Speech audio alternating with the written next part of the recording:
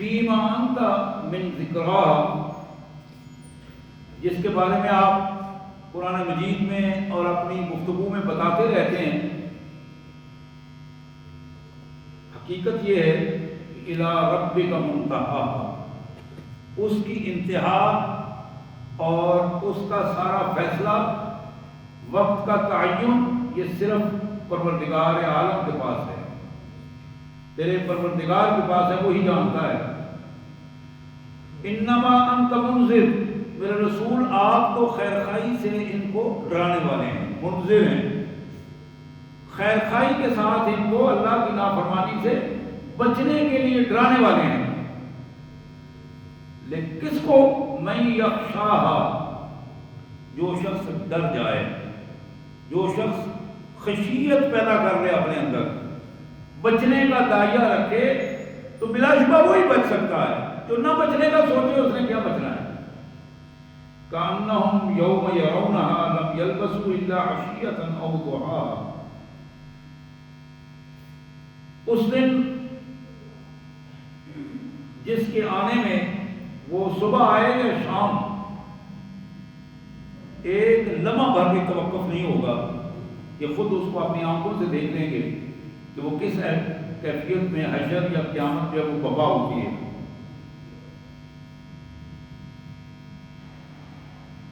یہ آیات تھی سورہ نازعات کی 30ویں پارے سے،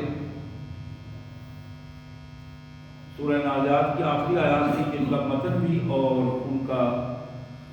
مفہوم بھی میں نے آپ کے سامنے رکھا۔ آپ کو یاد ہوگا کہ پچھلے جمعہ المبارک کو سورہ طور کی آیات ہمارے زیر مطالعہ تھی، اور ان آیات میں جنت اور دوزخ کے حوالے سے بات ہوئی، اور جنت پر خصوصی طور پر اللہ کے رسول صلی اللہ علیہ وسلم کے حدیث کے پس منظر میں ہم نے اس بات کو اندازہ کیا کہ اللہ تبارک و تعالیٰ نے اپنے بندوں کے لیے کون کون سے انعامات کس کس انداز میں رکھے ہیں۔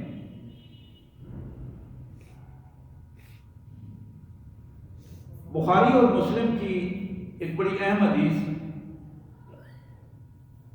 بخاری اور مسلم کی ایک بڑی اہم حدیث جو جناب عائشہ صدیقہ سلام اللہ علیہا ام المومنین کی روایت ہے، اللہ کے رسول صلی اللہ علیہ وسلم نے فرمایا، لیس احد یحاسب یوم القیامہ الا ہلک، قیامت کے دن کوئی ایک بندہ بھی ایسا نہیں ہے جس کا حساب و کتاب شروع ہو جائے تو وہ ہلاک اور تباہ نہ ہو گئے۔ تو ہماری ماں کہتی ہیں ام المومنین، میں نے عرض کیا اللہ کے رسول، اب لیس یقول اللہ تعالی فسوف یحاسب حسابا یسیرا، اللہ کا یہ حکم بھی موجود ہے کہ ہم اپنے ایمان والے بندوں کا حساب بڑا آسان حساب لیں گے۔ تو اللہ کے رسول صلی اللہ علیہ وسلم نے فرمایا، انما ذالک العرض ولکن من نوقش فی الحساب یہلک، یہ تو بات ہے اس شخص کی کہ جس کا حساب پیش کیا گیا اور اس پہ جرا نہیں ہوئی، فیصلہ ہو گیا، حساب پیش ہوا، اللہ نے فیصلہ فرما دیا کہ اس کو جنت میں لے جاؤ، لیکن فرمایا کہ فَإِن وَلَٰكِن مَن نُوقِشَ، جس کے حساب و کتاب پر اعتراضات شروع ہوئے، جرا شروع ہو گئی کہ یہ کام فلاں جگہ پہ کیوں کیا تھا، شرک کیسے کیوں کیا تھا، بدعات کیوں کی تھی، دوسرے کا حق کیوں کھایا تھا، ایک ایک چیز پہ جب جرا ہونا شروع ہو گئی، حضور نے فرمایا کہ جس کے حساب میں جرا شروع ہو گئی، یاد ہے وہ تباہ ہو جائے گا، وہ مارا جائے گا، جرا سے کوئی بندہ بچ نہیں سکے گا۔ اللہ کی رحمت ہے، وہ مہربانی فرما کے جو ہی حساب پیش ہو مہربانی فرما دے، تو یہ اس کی مہربانی ہے، اس کی رحمت ہے۔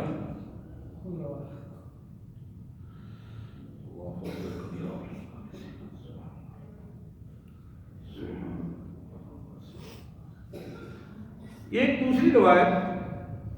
جناب عدی بن حاتم تائی کے بیٹے عدی بن حاتم رضی اللہ تعالیٰ عنہ کی یہ روایت ہے. جناب عدی کہتے ہیں کہ محمد کریم صلی اللہ علیہ وسلم نے ارشاد فرمایا ما منکم من احد الا یکلمہ ربہ لیس بینہ و بینہ ترجمان. تم میں سے ہر آدمی اللہ کے حضور اس کیفیت میں پیدا ہوگا، اس کیفیت میں سامنے آئے گا، اللہ کے حضور پیش ہوگا کہ کوئی بندہ بھی وہاں ترجمان نہیں ہوگا، اکیلا ہوگا. ہر آدمی اکیلا ہوگا، اپنی بات خود کرے گا اور اللہ کے حضور بالکل آمنے سامنے ہوگا. ولا حجاب یحجبہ، اور کوئی پردہ نہیں ہوگا، بلا حجاب اپنے اللہ کے حضور سامنے کھڑا ہوگا اور بلا حجاب وہاں گفتگو کرے گا. فینظر ایمن منہ فلا یری الا ما قدم من عملہ،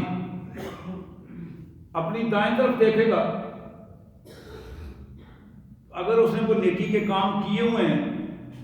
تو داہنی طرف اس کے موجود ہوں گے. اسی طرح وہ اپنی بائیں طرف دیکھے گا، اگر کوئی نیکی کے کام نہیں ہیں اور بائیں طرف اس کے برائیاں موجود ہیں،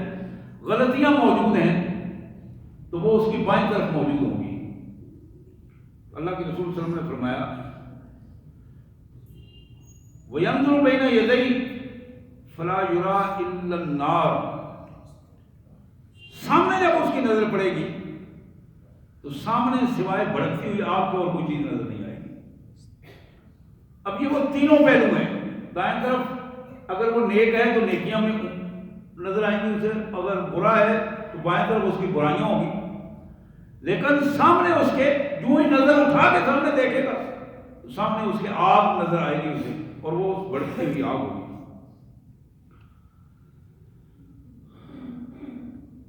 اللہ کے رسول صلی اللہ علیہ وسلم فرماتے ہیں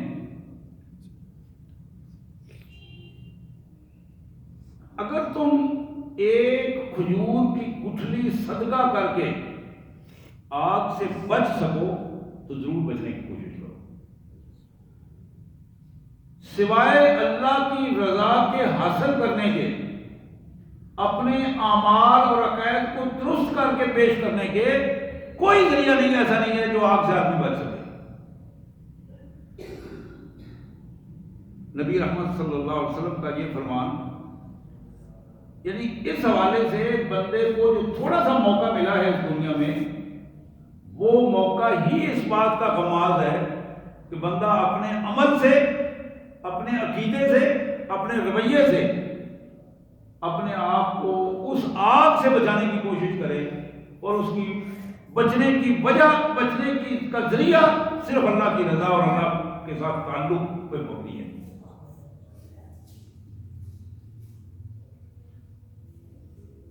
بڑی اور خوبصورت حدیث مبارک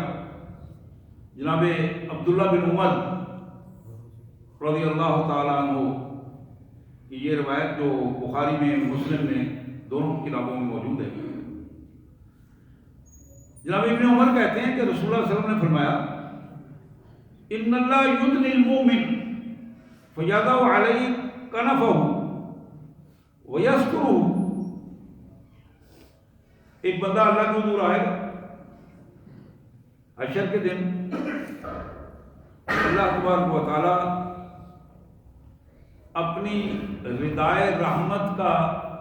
ایک کنارہ اس کے کندھے پر رکھیں گے جس سے اس کا کندھا ڈھانپا جائے. فیقول اتعرف ذنبا کذا، تعرف ذنبا کذا، میرے بندے تمہیں یاد ہے فلاں وقت تم نے یہ گناہ کیا تھا، وہ میری نافرمانی کی تھی. اللہ تعالیٰ ایک ایک کر کے اسے یاد کرائیں گے. فیقول نعم یا ربی، وہ اپنی غلطیوں کو تسلیم کرتا چلا جائے گا کہ میرے مالک واقعی یہ مجھ سے غلطی ہو گئی، یہ ہو گئی. حتی کرہ بذنوبہ، یہاں تک کہ اس کے سارے گناہ پیش کیے جائیں گے اور ہر گناہ کا اقرار کر لے گا. ورآ فی نفسہ انہ قد ہلک، اب وہ اس کے ذہن میں جو بات آئے گی، جو سامنے نظر آ رہا ہوگا کہ اقراری مجرم ہے،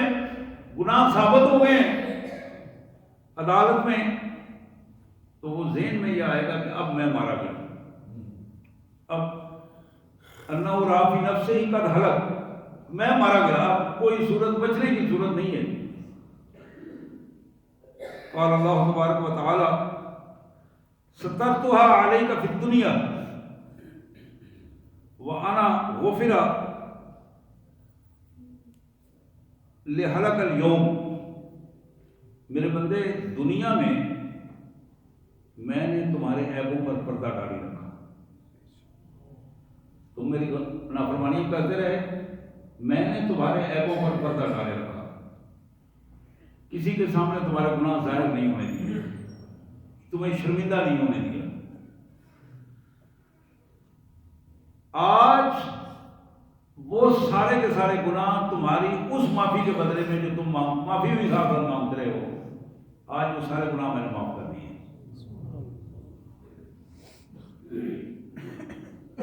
فیوتا کتاب حسنات ہی، اور اسے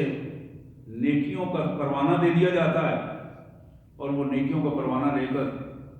جنت میں داخل ہوتا ہے. اور اس کے مقابلے میں اللہ کے رسول صلی اللہ علیہ وسلم فرماتے ہیں وَأَمَّا الْكُفَّارُ وَالْمُنَافِقُونَ،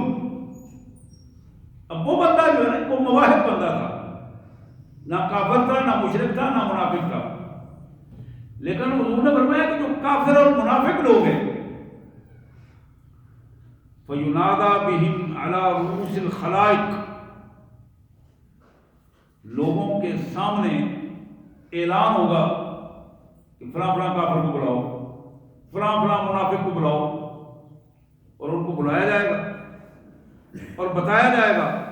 هَؤُلَاءِ الَّذِينَ كَذَّبُوا عَلَى رَبِّهِمْ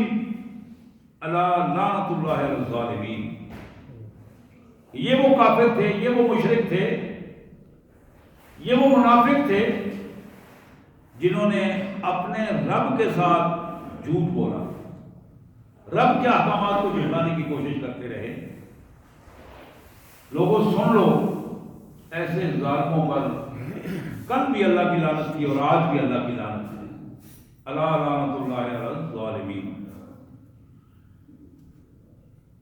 یعنی اللہ کی رحمت اور بچنے کا جو ذریعہ ہے وہ نہ کفر ہے، نہ نفاق ہے، نہ شرک ہے. بچنے کا ذریعہ یہ ہے کہ ایک بندہ اپنے اللہ پر پورا اعتماد رکھتا ہے، مواحد ہے، اللہ کو وحدہ لا شریک مانتا ہے، بساط بار اس کی کوشش ہوتی ہے کہ اپنے اللہ کی اطاعت کروں، لیکن اس کے باوجود غلطیاں بھی ہوتی رہتی ہیں ساتھ. وہ جو غلطیاں ہوتی رہتی ہیں جن کی وہ معافی مانگتا رہتا ہے، اپنے آپ کو اللہ کے حضور پیش کر کے اپنے گناہوں کو معافی مانگتا ہے، تو یہ بندہ ہے کہ اللہ تبارک و تعالیٰ قیامت والے دن بھی سارے گناہوں کے اقرار کے باوجود اپنے اس بندے کو معاف کر دیں گے. اللہ اکبر کبیرہ الحمدللہ کثیرہ سبحان اللہ بکرۃ واصیلہ. امت مسلمہ کی ایک بڑی خوبصورت حدیث مبارک، یہ بخاری شریف کی حدیث ہے، جناب ابو سعید خدری رضی اللہ تعالیٰ عنہ کی روایت. حضور نے فرمایا یجا بنوح یوم القیامہ، قیامت کے دن حشر کے میدان میں اللہ حکم دیں گے کہ نوح علیہ السلام کو لاؤ. جناب نوح علیہ السلام حاضر ہو جائیں گے. اللہ تعالیٰ پوچھیں گے حل بلغت، نوح یہ بتاؤ کہ تم نے ہمارا پیغام ان لوگوں تک پہنچا دیا تھا؟ فیقول نعم یا رب، تو جناب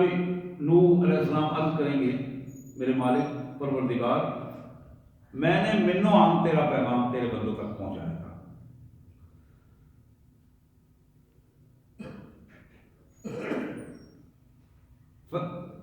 فَتَسَأَلَ أُمَّتُهُ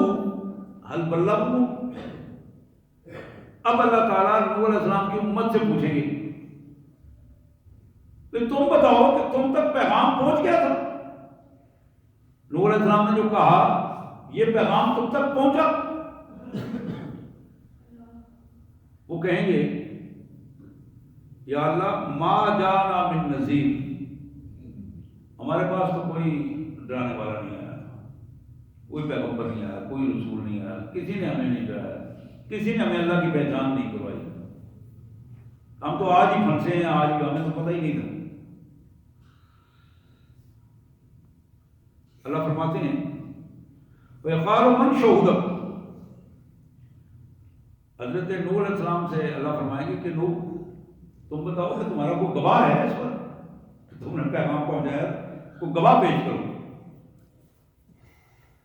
فَيَقُولُ مُحَمَّدٌ وَأُمَّتُهُ. جناب نوح عرض کریں گے میرے مالک محمد صلی اللہ علیہ وسلم اور اس کی امت یہ دونوں میرے گواہ ہیں. آپ ان سے پوچھ لیجیے، ان کو بلا کر پوچھیے. حضور فرماتے ہیں فَيُجَابِكُمْ، میرے امتیوں تمہیں اس وقت بلایا جائے گا، اس شہادت کے لیے تمہیں بلایا جائے گا. فَتَشْهَدُ أَنَّهُ قَدْ بَلَّغَ. اور پھر آپ نے فرمایا کہ تم لوگ وہاں شہادت دو گے، میں تمہاری شہادت پر شہادت دوں گا اور تم شہادت دو گے کہ ہم نے بالکل قرآن میں پڑھا ہے، اللہ نے فرمایا ہے، قرآن میں پڑھا ہے، ہم اللہ کے حکم کے مطابق یہ شہادت دیتے ہیں. حضرت نوح علیہ السلام نے تبلیغ کا عمل بالکل پورا کر دیا. حضور اکرم صلی اللہ علیہ وسلم نے یہ جب ارشاد فرمایا تو پھر وہ آیت پڑھی آپ نے وَكَذَلِكَ جَعَلْنَاكُمْ أُمَّةً وَسَطًا لِتَكُونُوا شُهَدَاءَ عَلَى النَّاسِ وَيَكُونَ الرَّسُولُ عَلَيْكُمْ شَهِيدًا. کتنا بڑا اعزاز ہے، آپ یہ بندہ تصور نہیں کر سکتا کہ اللہ نے کتنا بڑا اعزاز محمد کریم صلی اللہ علیہ وسلم کی امت کو عطا کیا ہے. حضور صلی اللہ علیہ وسلم سے یہ نسبت، امت کی نسبت جو رسول اللہ صلی اللہ علیہ وسلم سے ہوئی،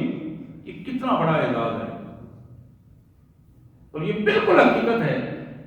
کہ اللہ کے کئی پیغمبر محمد رسول اللہ صلی اللہ علیہ وسلم کی امت میں ہونے کے لیے اللہ سے دعائیں فرماتے رہے، دعائیں کرتے رہے. اور کل جناب عیسیٰ علیہ السلام جب تشریف لائیں گے تو وہ بھی بحیثیت نبی نہیں آئیں گے، محمد رسول اللہ صلی اللہ علیہ وسلم کی امت میں سے اپنے آپ کو امت ہی ظاہر کریں گے. بلکہ حدیث میں یہ الفاظ آتے ہیں کہ جب وہ تشریف لائیں گے تو مسلمانوں کی نماز کھڑی ہونے والی ہوگی، تکبیر کہی جا چکی ہوگی، امام کھڑا ہوگا تو امام پیچھے ہٹنے کی کوشش کرے گا، آپ فرمائیں گے نہیں تم نماز پڑھو. یہ استحقاق تمہارا ہے، محمد رسول اللہ کی امت کا استحقاق ہے، آپ نماز پڑھائیں. حدیث مبارک کے یہ الفاظ بڑے اہم الفاظ ہیں. میں جو عرض کر رہا تھا کہ ہم اپنے حالات پہ اگر غور کریں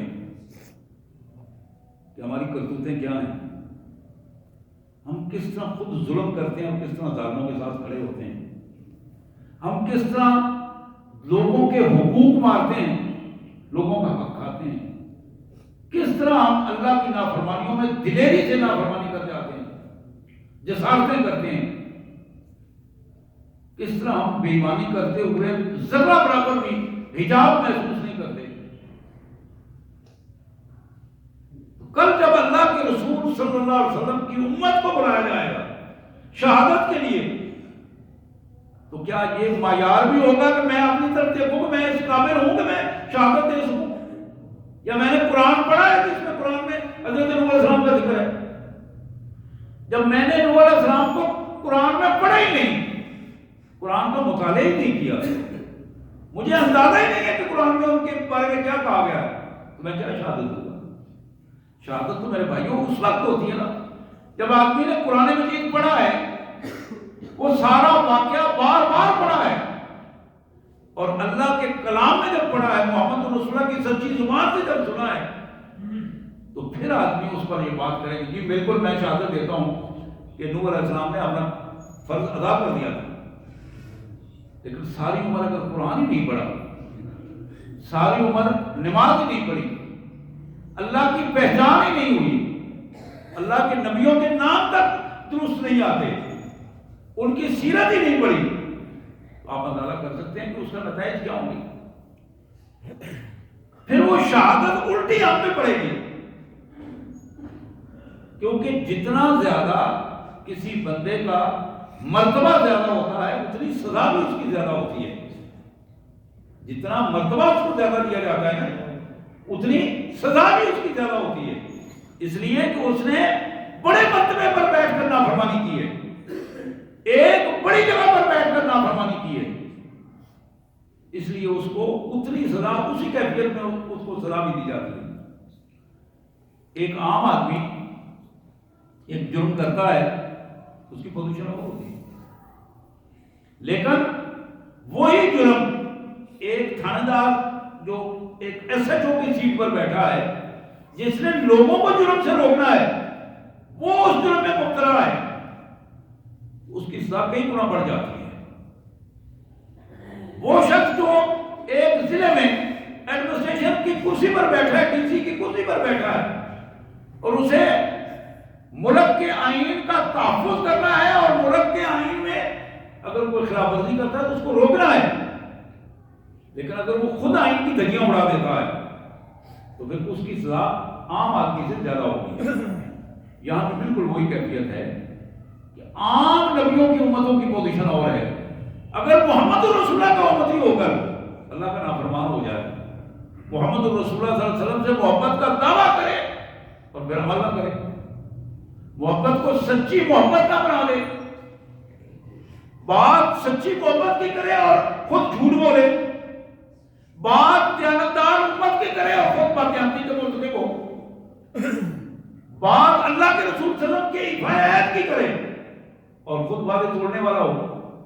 بات محمد رسول اللہ صلی اللہ علیہ وسلم کے اخلاق کی کرے اور خود بدتمیزیاں، بد اخلاقیاں اور گال گلوچ کرنے والا ہو۔ حضرات یہی وہ پہلو ہے جو یہ حدیث ہمارے سامنے واضح کرتی ہے، اس پہلو سے ہمیں اپنے آپ کو جانچنا ہے اور شہادات کے لیے وقت سے پہلے اپنے آپ کو تیار کرنا ہے۔ اور یہ تو صرف حضرت نوح علیہ السلام کی امت پر شہادت صرف نہیں ہے، اللہ تو فرماتے ہیں کہ تم پہلے ساری امتوں پر شہادت دو گے، جن جن امتوں کا قرآن مجید میں ذکر ہے ایک ایک امت پر تمہاری شہادت ہوگی۔ محمد رسول اللہ صلی اللہ علیہ وسلم نے فرمایا، اس بات کو بڑی میرے اور آپ کے لیے بڑی اہمیت والی بات ہے، بڑی سعادت والی بات ہے، لیکن بات پھر وہی ہے، کاش ہم اپنے آپ کو سچا امتی ثابت کر سکیں۔ یہ ترمذی کی حدیث ہے، جناب ابو امامہ رضی اللہ تعالیٰ عنہ کی یہ روایت، میرے آقا محمد کریم رؤوف الرحیم جناب خاتم النبیین صلی اللہ علیہ وسلم نے فرمایا، وعدنی ربی ان یدخل الجنہ من امتی 70,000، میرے پروردگار نے، میرے مالک نے میرے ساتھ وعدہ کیا ہے، اب اللہ کا وعدہ سچا وعدہ ہے، رسول اللہ صلی اللہ علیہ وسلم نے فرمایا میرے مالک نے میرے ساتھ وعدہ کیا، وعدہ نہیں ربی، وعدہ کیا میرے رب نے کہ تمہاری امت کے 70,000 بندے میں بغیر حساب و کتاب کی جنت میں بھیجوں گا، لا حساب علیہم ولا عذاب، نہ ان کا حساب کتاب ہوگا نہ ان پر عذاب ہوگا، 70,000 بندہ۔ اور پھر فرمایا ما کل 1070,000، 70,000 میں سے ہر 1000 کے ساتھ پھر 70,000، ما کل 1070,000، 70,000 میں ایک ایک ہزار، ہر 1000 کے ساتھ 70,000 اور بھجوا دوں گا۔ اور پھر فرمایا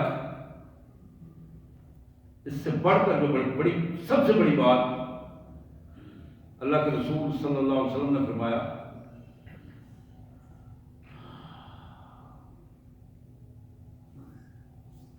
ثلاثۃ حسیات من حسیات ربی، اللہ نے فرمایا کہ میرے محمد تم خوش ہو جاؤ کہ میں اپنا بک بھر کے 3 بک بھر کے تیری امت کے وہ بھی جنت میں بھیج دوں گا، جن پر جہنم واجب ہو چکی ہوگی، جہنم واجب ہو چکی ہوگی، میں اپنی رحمت سے تمہاری شفاعت پر اس طرح 3 بک بھر کے جہنم سے جنت کی طرف بھیج دوں گا۔ اب کائنات کے مالک کا جو بک ہے اس کا تصور کیا ہو سکتا ہے؟ آپ اندازہ کر سکتے ہیں کہ اس کا تو تصور ہی کما یلی کو بھی شان ہی جو اللہ کی شان ہے اس کے حوالے سے عرش عظیم، عرش عظیم جس پر اللہ تعالیٰ استوا فرمایا اللہ نے، اس عرش عظیم کی یہ پوزیشن ہے کہ زمین و آسمان کی ساری وسعتیں اس کے سامنے ایسے ہیں کہ جیسے کسی بڑے میدان کے اندر ایک چھوٹا سا رنگ پڑا ہو، چھوٹی سی گوٹی پڑی ہو، چھوٹا سا نقطہ ہو۔ لیکن اب اس سارے عمل سے 70,000، پھر ان میں سے ہر ایک کے ساتھ 70,000، اور پھر اللہ کی رحمت سے 3 بک جو جائیں گے، ان سب میں 4 بنیادی چیزیں ہیں جو ہمیں پیدا کرنی ہیں ان میں شامل ہونے کے لیے۔ سب سے بنیادی چیز ہے عقیدہ۔ اگر کسی بندے کا عقیدہ درست نہیں ہے تو قطعاً اس میں شامل نہیں ہو سکتا، یہ پہلے ہی نائل ہو جائے گا۔ عقیدہ کیا ہے؟ اشہد ان لا الہ الا اللہ وحدہ لا شریک لہ، یہ عقیدہ ہے کہ میں اس کی شہادت دیتا ہوں کہ اللہ ہی طاقتور ہے، ساری طاقتوں کا خزانہ، اختیارات کا خزانہ مالک صرف اللہ وحدہ لا شریک ہے، اس کا کوئی اس جیسا نہیں، کوئی اس کے اختیار میں، اس کی صفات میں اس کا کوئی شریک نہیں، وہ اکیلا ہے۔ یہ عقیدہ ہے، اور عملی زندگی میں اس عقیدے پر ڈٹ جانا یہی کامیابی کی علامت ہے۔ جب یہاں آ کے خامی آگے آ جائے گی معاملہ گڑبڑ ہو جائے گا۔ عقیدہ توحید میں جہاں بھی خامی آ جائے گی معاملہ ختم ہو جائے گا۔ کلمہ پڑھنے کے باوجود اگر کہیں کوئی بندہ شرک میں مبتلا ہو گیا ہے، اللہ کا یہ طے شدہ فیصلہ ہے ان اللہ لا یغفر ان یشرک بہ ویغفر ما دون ذلک لمن یشاء۔ اللہ نے یہ طے کر دیا ہے کہ جس بندے نے شرک کر دیا ہے، معافی نہیں مانگی، اس حالت میں مر گیا ہے، اللہ کسی صورت میں اس کو معاف نہیں کرے گا۔ شرک کے علاوہ بڑے سے بڑا گناہ جس کو اللہ چاہے گا معاف کر دے گا، لیکن شرک کے بارے میں یہ طے ہے کہ بندہ پہلے ہی نائل ہو گیا ہے، وہ اندر آ ہی نہیں سکتا۔ تو یہ پہلو ہمارے ذہن میں رہنے چاہیے کہ جن چیزوں سے ہم نے بچنا ہے، ایمان کو بچا کے جا کے لے جانا ہے، اس ایمان کے بلبوتے پر ان 70,000 میں بھی شامل ہو سکتے ہیں، دوسرے مرحلے میں بھی شامل ہو سکتے ہیں، اور تیسرے مرحلے میں بھی شامل ہو سکتے ہیں، اور اس سے کوئی بڑی بات نہیں۔ یہ سب سے بڑی بات ہے کہ اللہ تعالیٰ کی رحمت سے ہم جیسے گناہگار بلا حساب اللہ تعالیٰ ان کو جنت کا راستہ دکھا دے اور محمد رسول اللہ کے قافلے میں شامل کر دے، اس سے بڑی کیا بات ہو سکتی ہے؟ یہ تو سب سے بڑی کامیابی ہے، اور تھوڑی سی یہاں محنت کی ضرورت ہے، اور محنت یہ ہے کہ بندہ اپنا عقیدہ درست کر لے، اپنا عمل درست کر لے۔ یہ تھوڑا سا وقت جو 20-25 سال، 10-15 سال عمر میں آدھا سو کے گزار دینا، آدھا معاملات میں گزار دینا، اب تھوڑا سا عرصہ بنتا ہے جس کو اگر ہم فرما برداریوں میں گزار لیں، اب اس سے بڑی اور کوئی بات ہو سکتی ہے؟ اللہ کے رسول صلی اللہ علیہ وسلم فرماتے ہیں کہ ایک بندہ عشاء کی نماز پڑھ کے سوتا ہے، صبح کی نماز تک سوتا رہتا ہے، اللہ کے رسول فرماتے ہیں اس کے ہر سانس کے ساتھ اللہ تعالیٰ نیکیاں لکھواتے ہیں۔ وہ عبادت میں ہوتا ہے، عبادت میں ہوتا ہے۔ ایک بندہ دکان پہ بیٹھا ہے، اس کے ذہن میں ایک بات ہے کہ میں اللہ کے حکم کے خلاف ورزی نہیں کرنی، ترازو ٹھیک رکھنا ہے، قسم نہیں کھانی، جھوٹ نہیں بولنا، بددیانتی نہیں کرنی، کسی کے ساتھ ظلم نہیں کرنا۔ وہ دکان پہ بیٹھا ہوا کاروبار کر رہا ہے لیکن وہ عبادت کر رہا ہے، وہ عبادت کر رہا ہے۔ ایک آدمی دفتر میں، سکول میں، کالج میں، یونیورسٹی میں پڑھا رہا ہے، دفتر میں اپنا کام کر رہا ہے، حکم دے رہا ہے یا سن رہا ہے، کسی کیفیت میں، وہاں وہ اپنے آپ کو کنٹرول کر کے اللہ کے حکموں کا پابند کر لیتا ہے، یقین کیجئے وہ دفتر میں بیٹھا ہے لیکن عبادت کر رہا ہے۔ عبادت صرف مسجد میں نہیں ہوتی، ہماری زندگی کا پورا دائرہ عبادت کا دائرہ ہے۔ اب یہ پورا دائرہ جو عبادت کا ہے، اس دائرے کو اگر ہم درست انداز میں ثابت کر دیں، اس دائرے کو حقیقی عبادت بنا دیں، تو کوئی مشکل نہیں کہ ہم بھی ان لوگوں میں شامل ہو سکیں جن کو اللہ تعالیٰ بغیر حساب جنت میں داخل فرمائے۔ ام المومنین سیدہ عائشہ صدیقہ سلام اللہ علیہا کی یہ روایت ابو داؤد میں، مشکات شریف میں، انہا ذکرت النار فبکت، ان کے سامنے ذکر کیا گیا آپ کا، یا انہیں خود یہ بات یاد آئی اور آپ کے حوالے سے کوئی قرآن مجید میں جو آیات پڑھی، فبکت، رونا شروع کر دیا، جہنم کے خوف سے رونا شروع کر دیا۔ یہ عظیم ہستی ہیں، 18 سے زیادہ آیات قرآن نے ان کی شان میں نازل کی ہیں، وہ معمولی خاتون نہیں ہے، ہماری ماں، ہماری مائیں ان کے قدموں کی خاک پہ قربان، عظیم خاتون ام المومنین سیدہ عائشہ صدیقہ، لیکن جہنم کے، اب ہمیں عجیب ہماری کیفیت ہوتی ہے، ہم بڑے سے بڑی حرکت کر کے بھی پھر بھی کہتے ہیں اچھا چھڑ اللہ رحم کرے گا۔ وہاں یہ پوزیشن ہے کہ جہنم کی بات ہوئی ہے تو رونا آ گیا ہے، اس رونے کی کیفیت میں جسے کہتے ہیں آواز سے رونا، مطلب درد سے رونا۔ حضور صلی اللہ علیہ وسلم آئے اور آپ نے پوچھا ما یبکی، ایسا کیا ہوا، کیوں رو رہے ہو؟ قال ذکرت النار فبکیت، عرض کی کہ اللہ کے رسول صلی اللہ علیہ وسلم آپ کی یاد آئی، واقعہ سامنے آیا، وہ منظر سامنے آئے، بے ساختہ رونا آ گیا۔ اب یہ بات ہو رہی تھی تو عرض کرنے لگی فَهَلْ تَذْكُرُونَ أَهْلِيكُمْ يَوْمَ الْقِيَامَةِ،